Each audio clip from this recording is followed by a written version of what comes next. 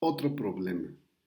Tenemos un pedazo rectangular de algún objeto, por ejemplo, hojalata, de anchura S y una longitud indeterminada que no interesa para el problema, porque la idea es hacer un canal circular con este objeto. Se supone que se puede hacer doblar.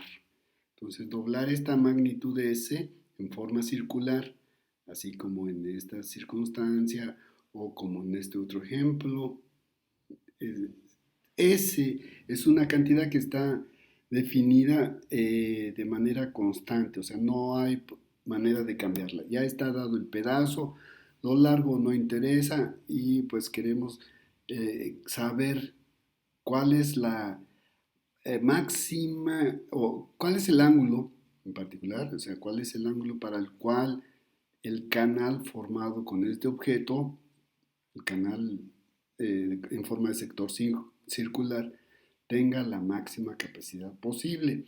Estas dos figuras ilustran dos situaciones diferentes y entre estas y otras hay una infinidad de situaciones en las que diferentes volúmenes, porque finalmente esta longitud S debe ser la misma aquí, acá y en otras circunstancias. Entonces nos preguntan cuál es el ángulo teta para el cual la capacidad que pueda de la figura de la figura pueda llevar la mayor cantidad de agua. Ese es el problema. Bien, entonces comencemos. Tenemos 12. Recuerden estos dos ejemplos, es decir, el del centro y el de la derecha. Bien, entonces tenemos un sector circular. Aquí está dado, subtendido por un radio R y el ángulo teta que lo define. Esa área, el área de todo este sector que está sombreado, es igual a un medio de R cuadrada por el ángulo. Es decir, R cuadrada que es el radio y por el ángulo que es teta. Entonces, eso hay que tenerlo presente porque esta área A es justamente la suma de esta cantidad AT que le llamamos aquí, que es el área del triángulo que está en blanco, con la parte correspondiente del sector, que es el canal que nos importa y que se le vamos a llamar AC al área por ser canal. Recuerden que la longitud que define al rectángulo en rojo, que es la pieza de hojalata, no interesa. O sea, realmente es irrelevante para el problema. Bueno, entonces, esta formulita de A igual a que el área del sector igual a un medio de R cuadrada por teta, nos define el área y la suma de estas dos cantidades, AC y AT.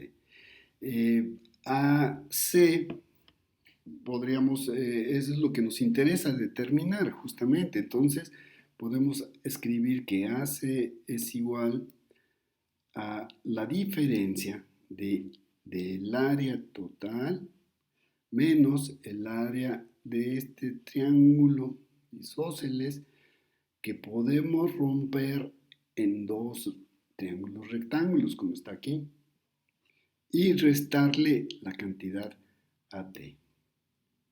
Bien, aquí ya empezamos a definir un poco la situación porque necesitamos una función en términos de una variable real, que puede ser R o puede ser teta, como están aquí definidas, y que realmente, pues, como nos preguntan cuál es el ángulo, entonces realmente es teta la variable que debemos tomar en cuenta.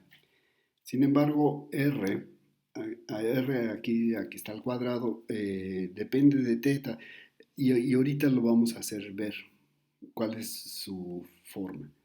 También debemos determinar esta cantidad para que para que el área del canal sea una función de una sola variable.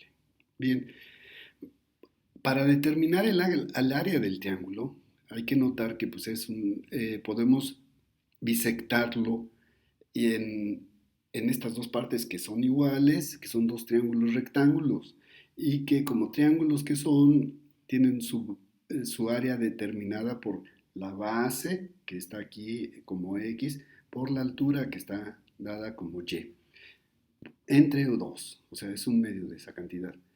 Pero ya tenemos otro aquí a la izquierda. Entonces la suma de las dos cantidades nos da justamente X por y aquí está determinada, o está escrita más bien, el área del triángulo es X por Y, o sea, el área de este triángulo total, ¿no? El isósceles es este.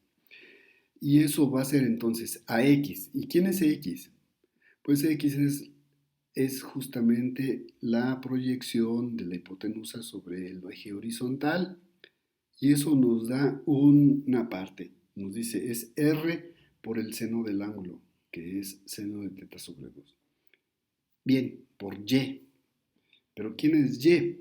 Y es la proyección de la hipotenusa sobre el lado vertical. Y eso nos da otra R, que hace R cuadrada, por ahora el coseno de teta sobre 2, que ese es el ángulo que define a este triángulo rectángulo.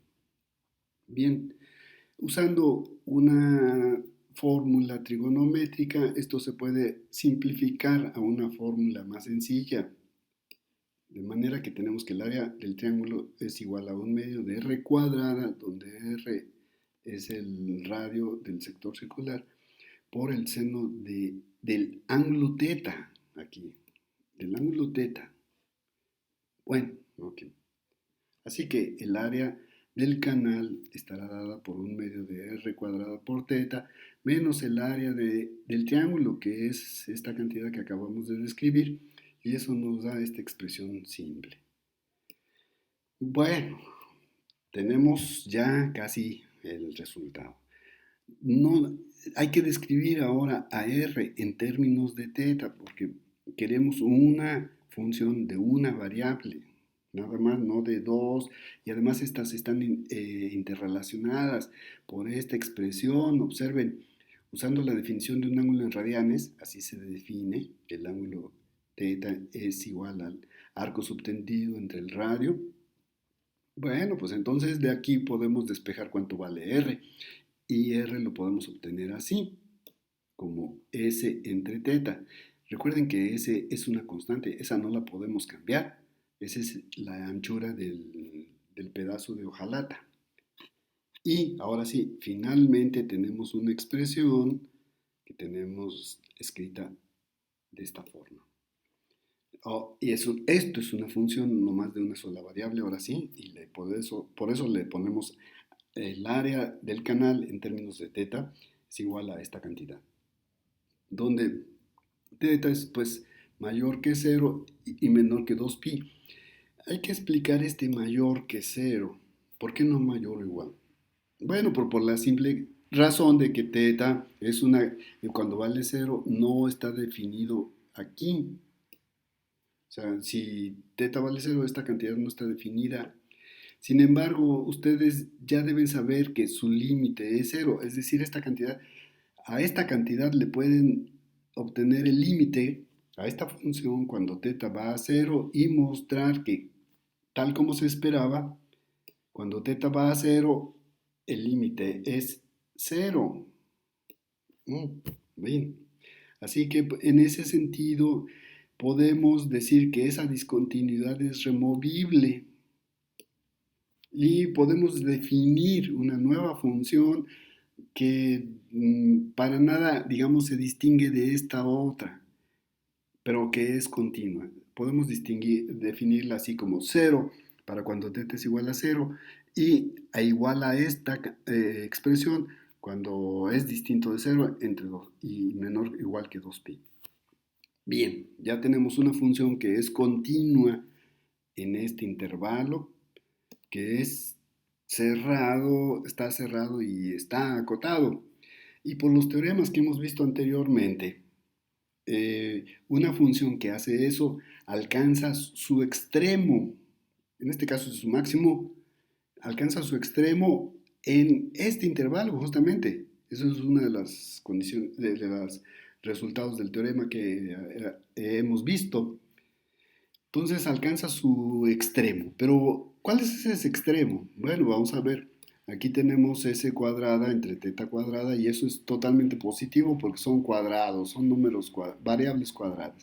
Entonces, la positividad o negatividad de la expresión radica o se da por esta diferencia. Así que si teta siempre es mayor que seno de teta, será positivo. Si es al contrario, pues será negativo.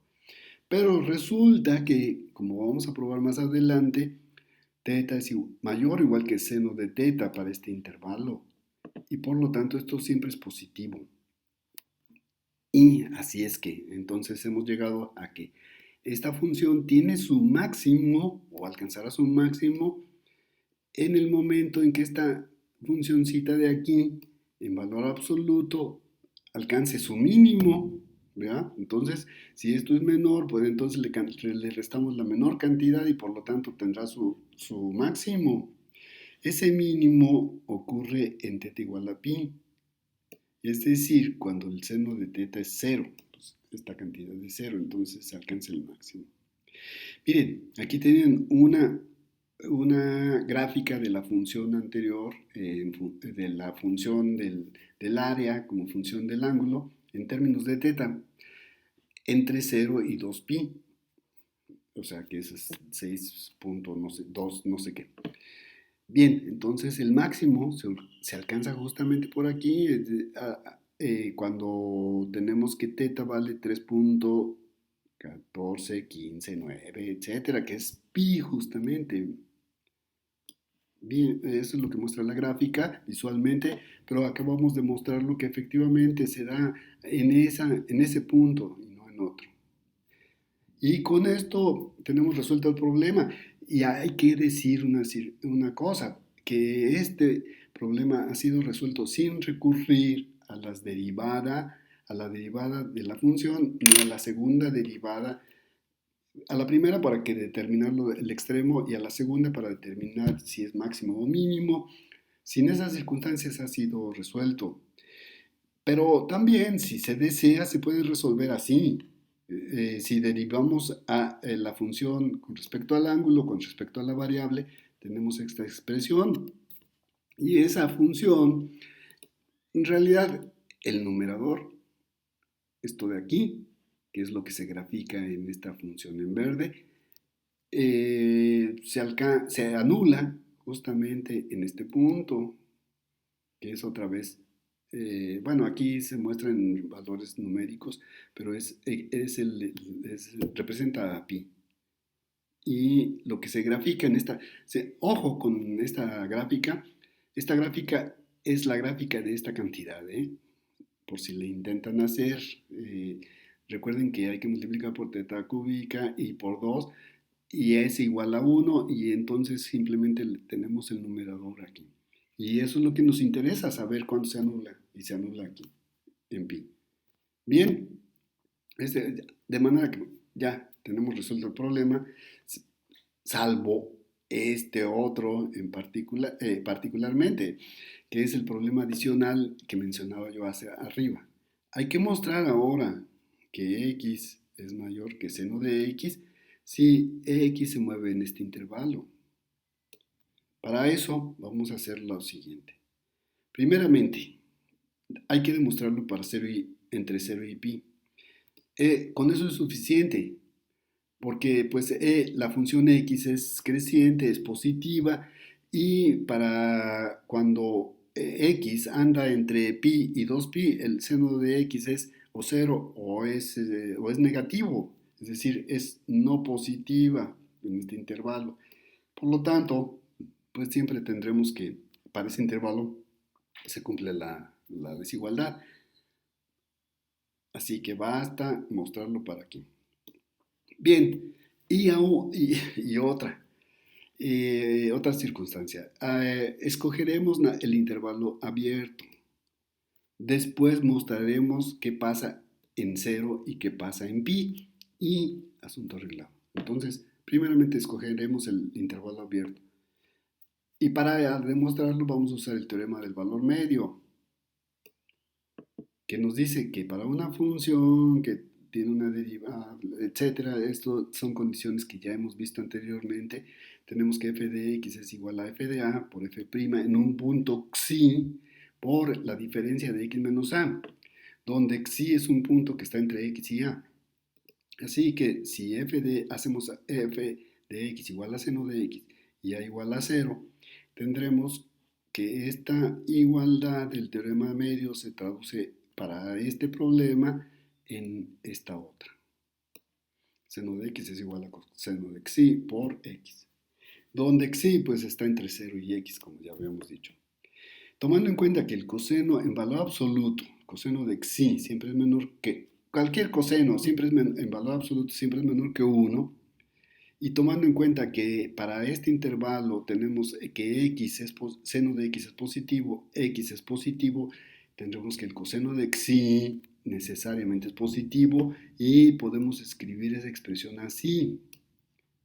Bien, pues entonces esto siempre va a ser menor que x por la condición que acabamos de decir, de que el coseno de xi siempre es menor que 1 y por lo tanto x es mayor que el seno de x. Punto.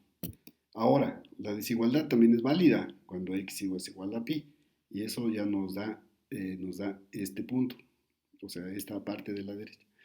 Y la igualdad se da cuando es igual a cero. Entonces estamos demostrando justamente lo que queremos para todo el intervalo cerrado. Bien, problema resuelto.